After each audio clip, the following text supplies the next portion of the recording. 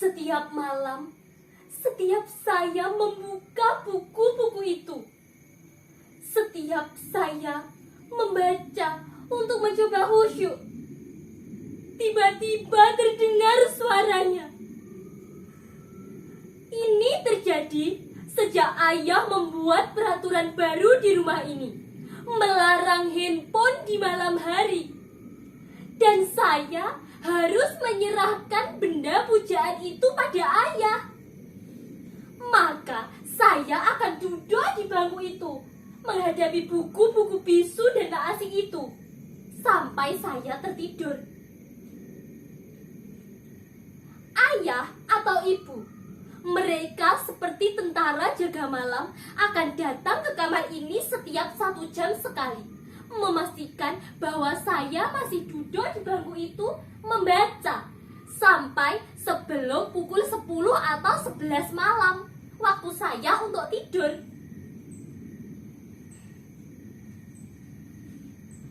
Pintu itu tidak boleh saya kunci. Ini peraturan kedua. Sebentar lagi, sekitar 15 atau 20 menit, salah satu di antara mereka akan patroli datang ke kamar ini. Itu artinya saya harus duduk di bangku itu membaca. Tapi sebelum hal itu terjadi, izinkan saya bercerita kepada hadirin semua, baik yang hadir secara langsung menyaksikan nasib saya di kamar ini, maupun melalui Zoom. Saya bukannya tak berusaha, bahkan segala daya dan upaya telah saya kerahkan untuk bisa membaca dengan khusyuk dan bahagia. Saya juga sudah memotivasi diri saya dengan berbagai nasihat yang saya ingat. Kata-kata mutiara, semboyan, pepatah, pantun, yel-yel penyemangat belajar, hingga kritik tajam para pakar tentang bahaya kecanduan handphone. Tetapi herannya, hal-hal yang biasa digunakan orang untuk memotivasi diri tak juga menambah semangat dan gairah saya untuk membaca buku. Ya, kalaupun berhasil, hanya bertahan sekitar 15 atau 20 menit saja, lalu menguap lagi. Sedangkan kritik tajam para pakar itu tak juga mengurangi kerinduan saya pada handphone. Kalau saja mengubah hidup dapat dilakukan serenyah ceramahnya Mario Teguh, mungkin saya tidak menderita begini lagi.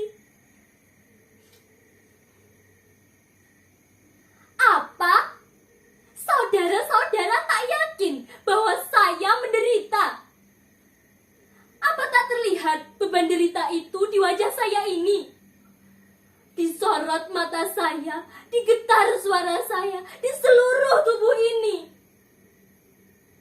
Ini bukan seperti akting monolog anak-anak SMA itu loh. Ini real, nyata. Bahkan kalau saya tuangkan ke dalam sebuah puisi tentang penderitaan saya kira saudara-saudara tak akan mampu membacanya tanpa menitikkan air mata. Tak percaya? Saudara-saudara tak percaya kalau sekarang ini saya sedang dibuli sepi dan dikepung sedih? Sekarang saya bertanya, siapakah di antara hadirin yang mau dan mampu berpisah dengan apa yang telah menjadi bagian dari diri hadirin sendiri tanpa teraniaya rasa hampa? Tidak ada kan yang mampu? Begitu juga saya. Sebuah handphone bukan lagi benda biasa. Ia telah menjadi hal terpenting dari diri kita, bahkan hidup kita. Bayangkan, sejak kecil ia selalu menemani kita dikala semua orang tidak punya waktu luang atau bahkan malas meladeni kita yang masih kekanak-kanakan dan belum bernilai guna. Pagi, siang, sore, bahkan malam. Dia selalu menemani kita. Asalkan baterai dan kuotanya cukup, ia selalu bersedia melayani kita. Apapun kemauan kita dan kemanapun kita ingin bertamasya, ia selalu bersedia. Ia telah menyimpan nama dan memori kita di dalam dirinya, dan kita telah menyimpan password dan kunci pembukanya di dalam benak kita.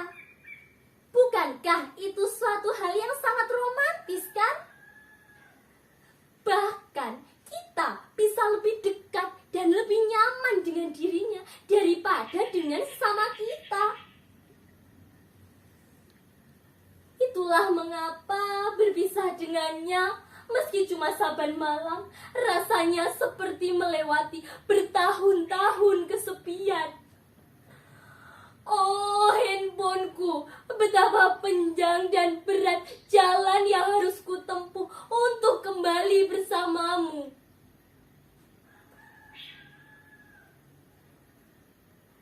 Sejak pertama saya mengerti, membaca dan menulis, saya telah menuliskan nama saya di dalam dirinya. Arayan. Saya memang sempat berganti-ganti partner dari handphone satu ke handphone lainnya.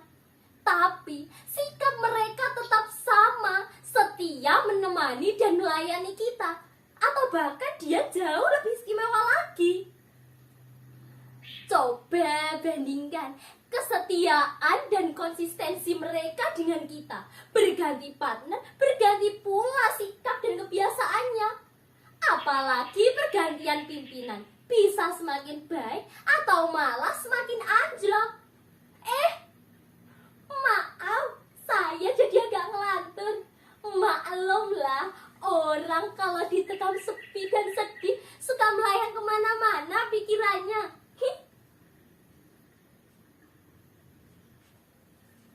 Jadi, bagaimana sekarang? Sudah cukup jelas bahwa saya menderita.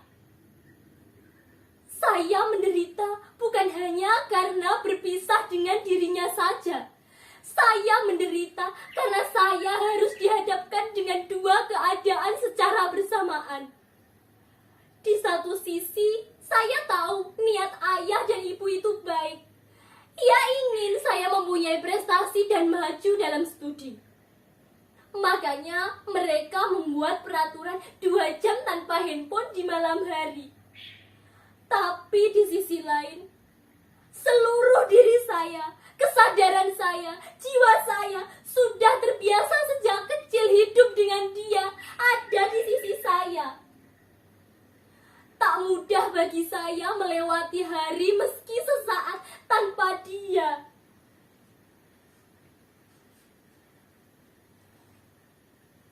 Kadang ketika saya tak mampu menanggung rindu padanya, saya ambil casingnya, saya letakkan dia di dada saya seperti ini.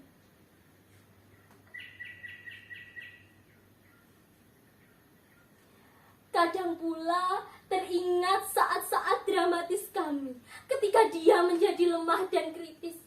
Dengan cepat dan panik saya mencari tempat untuk menambah energinya.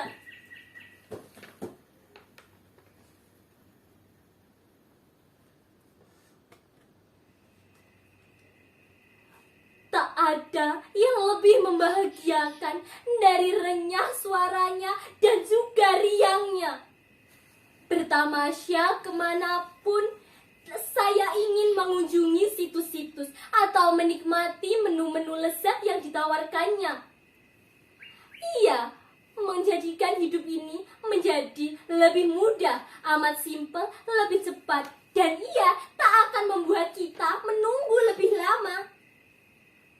Ia bisa memberikan apa saja yang kita mau tepat di saat kita menginginkannya. Ia juga memberikan apa yang kita mau tanpa kita harus mengerahkan tenaga. Bahkan kini, ia memiliki banyak sarana untuk bisa menyejahterakan kita dalam waktu sesingkat-singkatnya. Jadi, bagaimana bisa saya harus berlama-lama dengan buku-buku bisu itu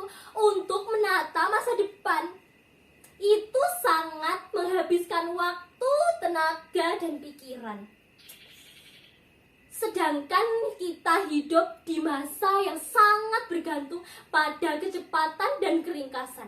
Siapa yang tidak cepat dan ringkas, ia akan ditinggalkan. Ia akan menjadi fosil penghuni museum peradaban.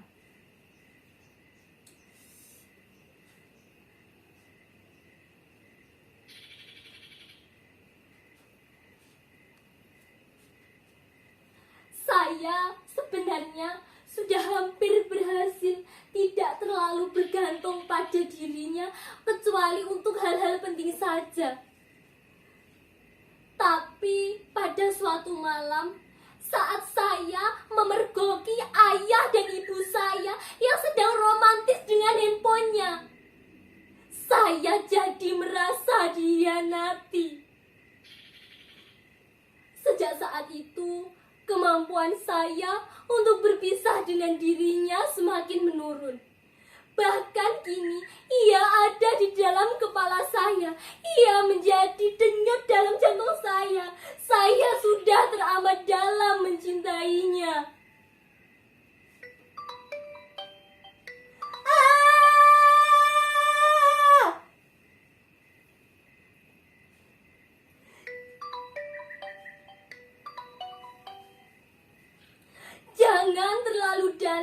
Jangan terlalu dalam mencintainya, atau kalian akan menderita seperti saya. Araya, ada apa, Nak?